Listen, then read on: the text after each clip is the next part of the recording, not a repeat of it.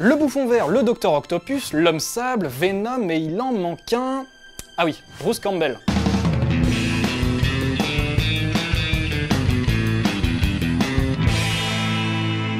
Ah, le début des années 2000, les tout premiers Marvel au cinéma, l'homme araignée qui se balançait de toile en toile dans les rues de la ville de New York.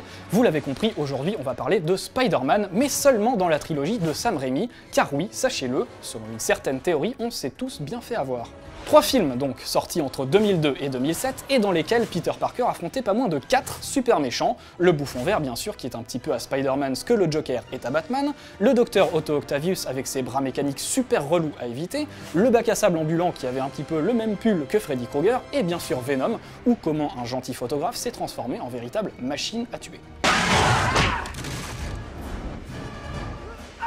Mais, il paraît que nous tous, pauvres spectateurs mortels, sommes passés complètement à côté d'un 5e méchant qui est pourtant apparu au début du premier film. Quentin Beck, ça vous dit quelque chose par hasard? Vous inquiétez pas, on va tout vous expliquer.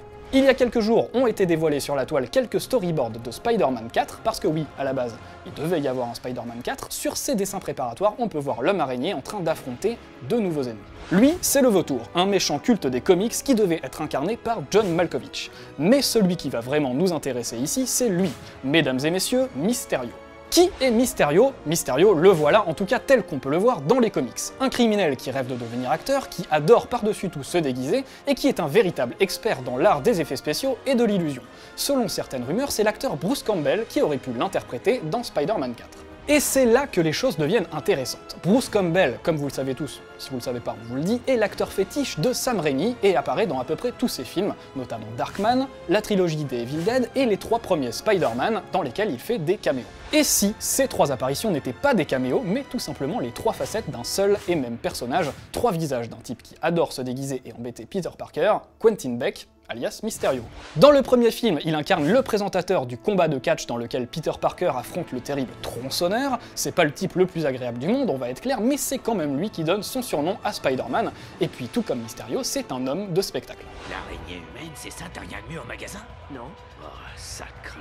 La somme de 3, je dis bien 3000 $ sera immédiatement versée au terrifiant, au mortel, à l'admirable Spider-Man. On retrouve notre cher Bruce 2 ans plus tard dans Spider-Man 2. Cette fois, il est ouvreur de théâtre, celui dans lequel Mary Jane joue sa pièce, toujours en lien avec le monde du spectacle donc, et il empêche carrément Peter Parker d'aller rejoindre sa chère et tendre.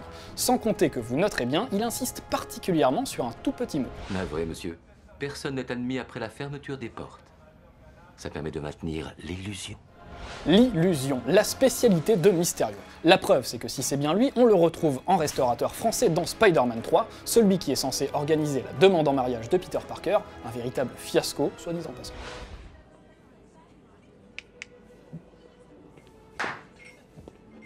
Pour résumer, en 3 films, Bruce Campbell change d'apparence 3 fois, et il semble suivre un peu partout Peter Parker pour l'espionner, le surveiller, ou tout simplement le faire chier. Alors, Mysterio ou pas Mysterio, en tout cas une chose est sûre, c'est qu'il a réussi à semer le doute bien comme il faut dans nos petits cerveaux de spectateurs, ce qui est en fait sa spécialité. Créer de l'illusion, se faire passer pour ce qu'il n'est pas, c'est un peu comme ça qu'il prend son pied Mysterio. Et ça, c'est pas une théorie.